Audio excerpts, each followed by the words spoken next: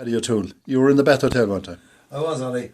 I think it was in the early 70s. The background to it is my late brother-in-law, Sean Staunton, was the owner of it at the time, and it was down opposite the Point in Westport. And I was a medical student at the time, and he said to me that he had to open the place to fulfil the licence obligation and sell drink to somebody to have a purchase transacted and have it witnessed by the local guard, the superintendent. So never want to pass up an opportunity like that. I went down to the Bats, and I was there with a few others. I didn't know the other people because I wasn't a native of Westport, but I do remember seeing the Bats and the impression it hadn't been open for 20 plus years or something like that. And my abiding memory was that it was like a building that people just walked out of instantly and left everything behind. The dining area was set with table settings, the 2 or 3 forks and the 2 or 3 knives and the dinner plate, and they were all fairly elaborately decorated, you know, like Delph was in those days, and the serving bowls and everything left on the table ready for a meal, like for the diners to come in, except there was a thick layer of dust on everything, you know, and also on the drapes and the curtains there was heavy dust and on the floor, and it was kind of a very strange, kind of an enchanting thing, because I'd never seen a place that people had lived in and just suddenly walked out of and left it there. I've often seen abandoned buildings, but this really wasn't abandoned in that sense. It was functioning in every way, except nobody had been there for 20 years. And then we went down towards the bar and we did the legal transaction of selling drink, and it was documented by the superintendent that somebody bought a drink and paid for it, so that was the thing. But when I was there anyway, and being a young man as I was, my brother-in-law Sean said, would you have a drink? And I said, I'd love a drop of rum, which was my favourite at the time. And he looked up and he said, there was about 11 or 12 bottles of Captain Morgan Old Jamaica rum in it. And he says, you can take those with you if you want to.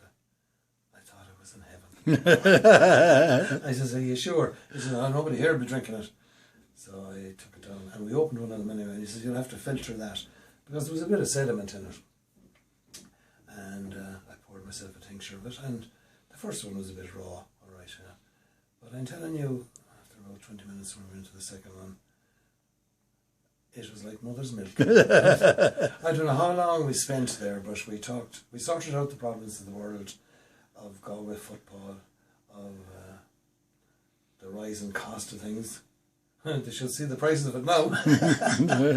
But, oh yeah, and I was walking down one of the floors, and all the floors were timber and wooden, and one of the planks was a bit broken, and as I walked it broke another bit, and I looked down and there were 2 old bean cans, I think they were, just under the floorboards, standing upright, and both of them were filled with half-crowns, the old half-crowns, and I told Sean what I found. He says, well, you can take them with you too, but, you know.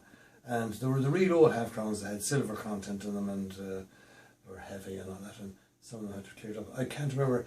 I don't know had any of them a valuable date because they were in use, and you know, as collector's items they have to be in nearly mint condition to be of any worth. But down the years since then anyway, in the wedding ceremony where with this silver ivy wed, a lot of them have been dispersed to the corners of the globe at different weddings, something like that. And my children could have got rid of the rest of them in their own subtle ways. Yeah. But I took the remaining bottles of rum home and came to no good with it. The thing that I noticed there, Ollie, there was these old bottles of Ireland coffee. I don't know, can you recall those? It was the only coffee you could get in Ireland at the time, I think, with chicory. It was very sweet, thick coffee, you know. And there were other condiments that have disappeared since now. With the old labels on them, Bisto and things like that. But in the beer as well, I remember there was Time beer, bottles of Time beer, and Double Diamond, and they've disappeared since, I think, as well. And what did the hotel look like inside when you were there? I think you remember. Were there many rooms in it? Or? There seemed to be about somewhere between 8 and 11, I thought. You know. And what was the bar? Could you describe the bar now? The bar was Seeing you spent a bit of time in there. Yeah. I spent a whole afternoon, and it was one of those old-fashioned wooden bars where standing up, your elbow is just at the right level for sitting there for a day or so if you wanted to. And there was a view out towards the point. You could see over where the soccer pitch is now. That's the window I was looking out at, standing there. There was no soccer pitch there then at the time, but there was also, you could see the bats themselves because you're looking across them, you know. They were to the left as you looked out then, weren't they? Yeah.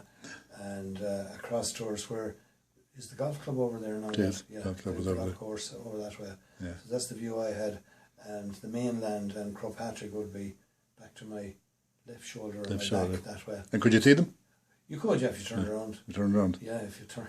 And did the bar go the whole width of the building, or was it? I think it was L-shaped. L-shaped. Yeah, and which meant it would have had views on all sides except back in towards the Quay. where the Quay is now. That would have been a blind spot. Yeah. Yeah. Was it a nice building to look at? Oh, it was. It was elegant enough in its day, I would think. Yeah. There were a lot of features. But it just couldn't get over the suddenness of the departure, that it seems that to have the table set. And there were also some empty glasses left on the counter and here and there. It was just like people just rushed out and left them behind. Like as if there was a Garda raid or something like that, and people just went. I from town, they were seen well in advance coming down the road. Okay, yeah. It was hard to read it. It was very hard to read. Be tipped off quickly, yeah. But it was in a beautiful spot, and I'm a much older man now, and I'm down on the soccer pitch down there on the point, look across at it, and I'd say it would be a marvellous place to have a hotel now. Oh, it would be fantastic. Or a bats, Yeah, or a small marina, you know. That's progress. Yeah, it is indeed.